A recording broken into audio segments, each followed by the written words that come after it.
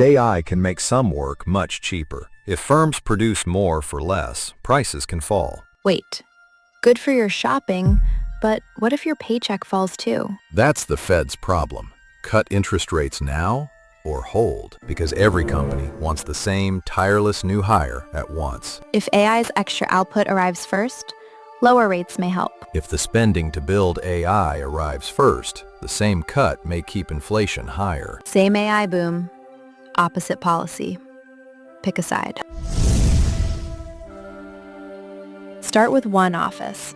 Same team, same week. AI handles the drafts, the sorting, the scheduling, the routine analysis. More finished work leaves the building, without more hours worked.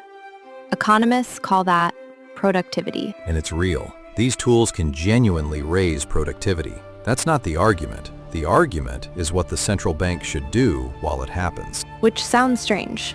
More output, gentler prices.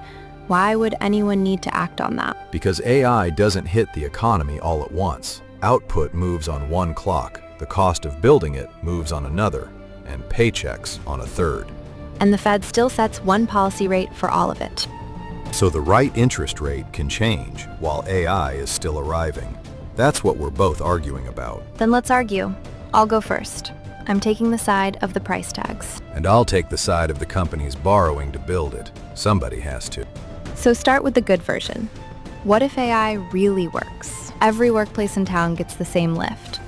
More finished work across the economy, without more people or more hours. If AI raises output faster than demand grows, price pressure can ease. Some prices may fall, and inflation can cool. So far, a lovely story. Here's the part people miss. Suppose AI really does cool inflation, and the Fed leaves its rate where it is. The rate on paper hasn't moved. But if people expect inflation to stay lower, the same rate becomes tighter in real terms. Same rate, more pressure. So if AI cools inflation and the Fed does nothing, policy can quietly become tighter. So doing nothing is still doing something. And more pressure isn't automatically wrong. That's the risk when nothing overheated. If AI lets firms make more, you don't need high rates to hold demand back. And when the Fed gets this right, you feel it at the kitchen table. Groceries, parts, the repair you kept putting off. A little lighter every month. Same pay, going further by spring. For a tight household, that's the raise nobody had to ask for. So cut. Let households keep the difference. AI's output moved before the spending did. Capacity moved first. Policy should get out of the way. Moved first. You're sure about the order? Price tags can move after the spending behind them. Come and see what may move first. Then look at what companies are borrowing for. They don't just buy AI software. They buy computing capacity, equipment, power, cooling, integration, and the financing for all of it. Some of that is financed with borrowing. And while it's being built, it isn't extra output yet. It's demand wearing supply's name tag. The AI on your screen may feel weightless. The economy building it isn't. You may feel that before any discount. If that spending keeps demand strong, the Fed may have less room to cut. So the spending comes before the extra output. Once the systems are actually producing, that pressure can fade. So wait, you're saying the build-out itself is what keeps prices high? Unless the economy itself changed while all that building was happening. There is a rate that neither pushes the economy forward nor holds it back.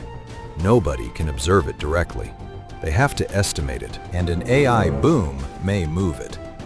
If AI creates a lot more profitable things to invest in, that rate may rise.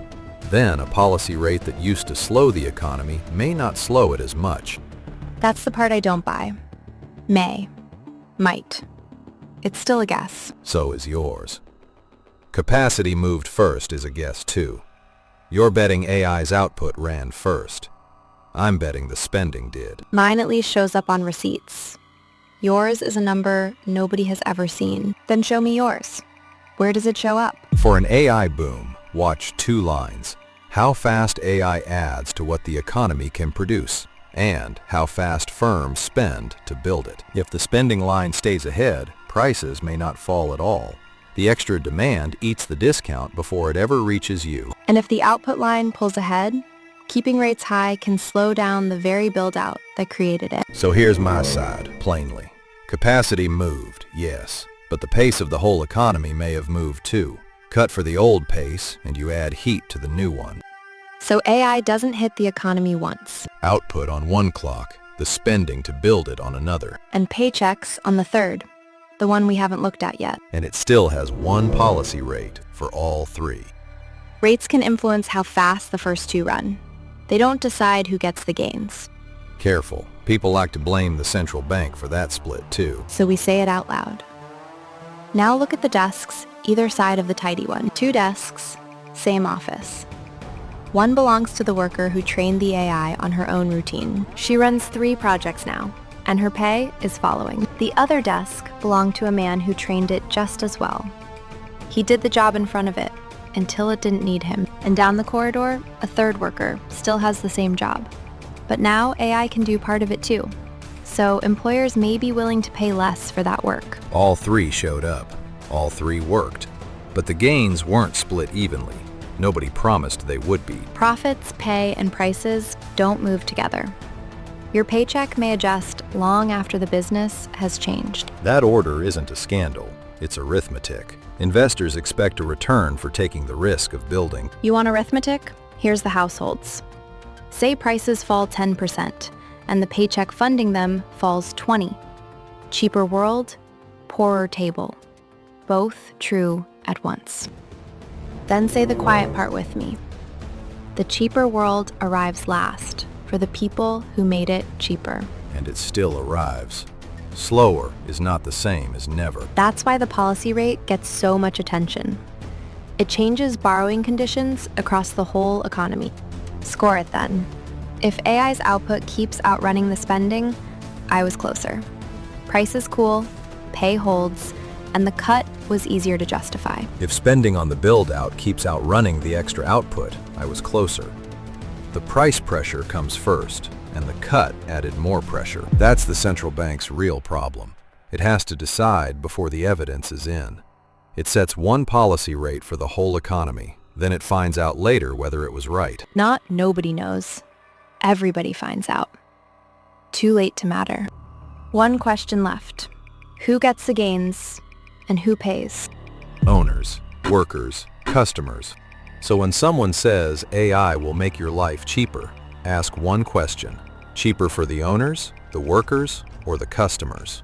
Because the new hire never sleeps, and it never, ever pays the bill. Around here, both sides have to show the bill. If that's how you like your economics, you'll fit in. Pick your side below.